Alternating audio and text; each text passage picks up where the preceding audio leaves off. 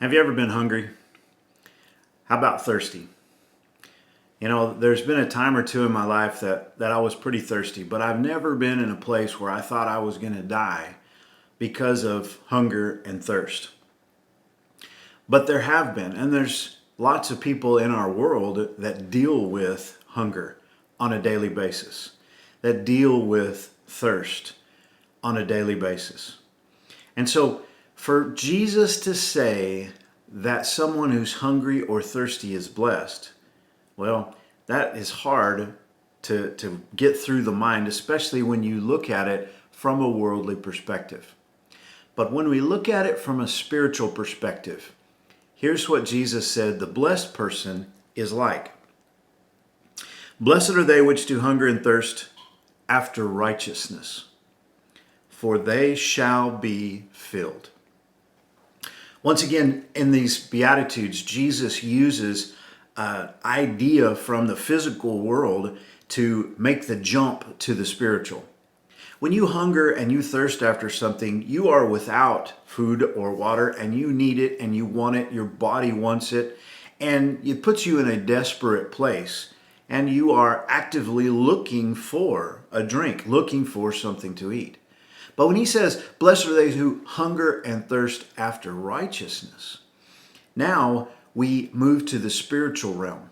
See, Romans chapter 3 and verse 10 says, as it is written, there is none righteous, no, not one. And so, much like the first beatitude of the poor in spirit, hungering and thirsting after righteousness proves that we are devoid of righteousness. Now, the self-righteous person sees themselves as righteous, like the parable that Jesus told of the Pharisee and the publican. The Pharisee was not hungering and thirsting after righteousness. He thought he had a lot of it and he bragged about it. But the publican, he was the one who was hungering. He was the one who was thirsting. Have mercy upon me, Lord, a sinner. He realized his lack in the realm of righteousness. Romans tells us in Romans chapter 10 and verse 10, with the heart man believeth unto righteousness. You see, it's by faith that we receive righteousness because righteousness is a gift from God. And so the blessed person is the one who knows that by themselves, apart from Christ, they don't have righteousness, but they want it. And they pursue a relationship with Jesus in order to be made righteous through faith in him.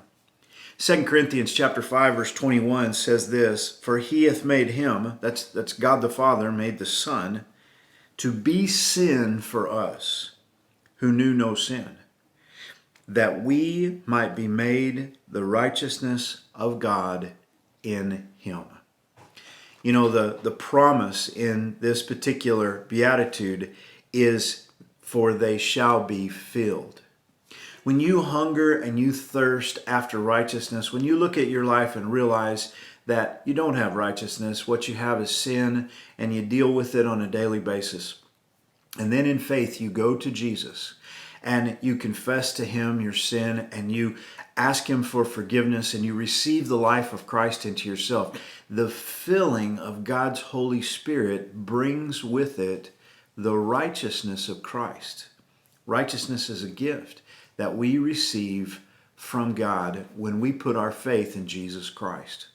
You know, the lost world is not hungering and thirsting after righteousness. They might be hungering and thirsting in the physical realm, but in the spiritual realm, most of them are not paying any attention at all to that. But when you come to that place where you realize, I need to be right with God, and I'm not, and you begin to hunger for it, you begin to thirst for it, you begin to feel a need for that, that's the person who's getting close to being able to be saved. How about you? Where are you at? Do you hunger and thirst for the right life, for the right relationship with God, for that righteousness to flow out of your life? The answer is Jesus. Always has been. God bless you. Have a great day.